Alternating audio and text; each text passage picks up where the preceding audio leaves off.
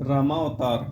अग्निदेव महाराज दशरथ को खीर देकर अदृश्य हो गए। उसके बाद महाराज दशरथ ने अपनी कौशल्या आदि प्रिय रानियों को बुलाया और सबको यथा योग्य खीर का वितरण किया। अग्निदेव के द्वारा दिए गए प्रसाद के प्रभाव से कौशल्या, सुमित्रा और केकई तीनों रानियां गर्भवती हो गई। जिस दिन से भगवान कौशल्या के गर्भ में आए उसी दिन से संपूर्ण लोकों की संपत्ति सिमट कर अयोध्या में है। चारों तरफ सुख और शांति का साम्राज्य छा गया। भगवान का अंश सुमित्रा और केकई के गर्भ में भी आ चुका था, इसलिए सब रानियां शोभाशील और तेज की खान दिखाई पड़ने लगी। आखिर प्रतीक्षा की घड़ी आ पहुंची। योग, लग्न, तिथि और वार सभी अनुकूल हो गए। चारों ओर प्रसन्नता ही प्रसन्नता दिखाई पड़ने लगी, क्योंकि चराचर जगत को सुख देने वाले भगवान श्री राम के जन्म का वह दिव्य समय चैत्र मास के शुक्ल पक्ष की 9वीं तिथि थी। शीतल, मंद और सुगंधित वायु बह रही, नदियां स्वच्छ हो गई, सभी देवता विमल आकाश में उपस्थित हो गए। गंधर्व भगवान का गुणगान कर रहे थे। देवता लोग हाथ जोड़कर भगवान की प्रार्थना कर रहे थे और आकाश से पुष्पों की वर्षा कर रहे थे। जब सभी देवता स्तुति करके अपने अपने धाम चले गए, तब अचानक कौशल्या जी के काकक दिव्य प्रकाश से भर गया। धीरे धीरे वह प्रकाश पुंज सिमटकर शंख, चक्र, गदा,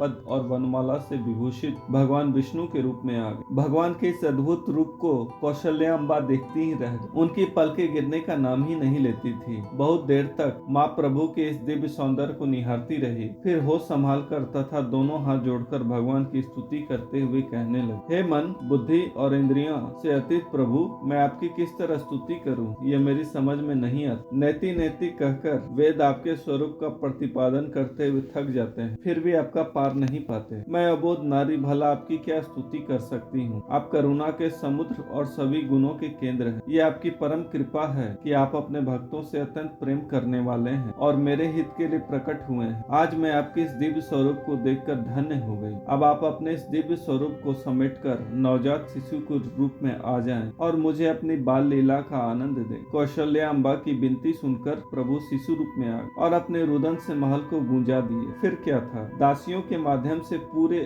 अयोध्या में कौशल्याम्बा को पुत्र होने का समाचार फैल गया। संपूर्ण अयोध्यावासी आनंद से झूम उठे। महाराज दशरथ तो पुत्र जन्म का समाचार सुनकर ब्रह्मानंद में निमग्न हो गए। प्रेम के आवेग को रोकना उनके लिए कठिन हो रहा था। वे सोचने लगे कि जिन प्रभु के नाम स्मरण मात्र से विघ्नों का विनाश होता है और संपूर्ण शुभों की प्राप्ति होती है, वही मेरे यहाँ अवतरित हुए। उन्होंने तुरंत सेवकों को बुलाकर बाजा बजवाने एवं गुरु वशिष्ठ को सादर बुलाने की आज्ञा दी। राजा का संदेश सुनकर वशिष्ठ जी तुरंत चले गए आए और वेद विधि के अनुसार नांदी मुख श्राद्ध तथा भगवान का जात कर्म संस्कार करवाए। केकई जी की कोख से एक पुत्र तथा सुमित्रा को भी 2 पुत्र पैदा हुए। नगर की वधूटियां अपने अपने सिर पर मंगल कलश लेकर गाती हुई महाराज दशरथ के राजभवन में आईं। महाराज दशरथ ने ब्राह्मणों को अनेक प्रकार के दान देकर संतुष्ट किया। इस प्रकार आनंदोत्सव और उल्लास में कुछ दिन बीत गए। गुरु वशिष्ठ ने समय पर चारों कुमारों का नामकरण संस्कार किया। उन्होंने कौशल्या के पुत्र का नाम राम, केकई के पुत्र का भरत था तथा सुमित्रा के पुत्रों का नाम लक्ष्मण और शत्रुघ्न रखा। दोस्तों, अगर आपको हमारे चैनल का कंटेंट पसंद है तो कृपया इसे सब्सक्राइब कीजिए और साथ ही बेल आइकन दबा दीजिए, ताकि आगे आने वाली ऐसी ज्ञानवर्धक एवं रोचक जानकारियाँ आपको समय समय पर प्राप्त होती रहे। जय श्री राम।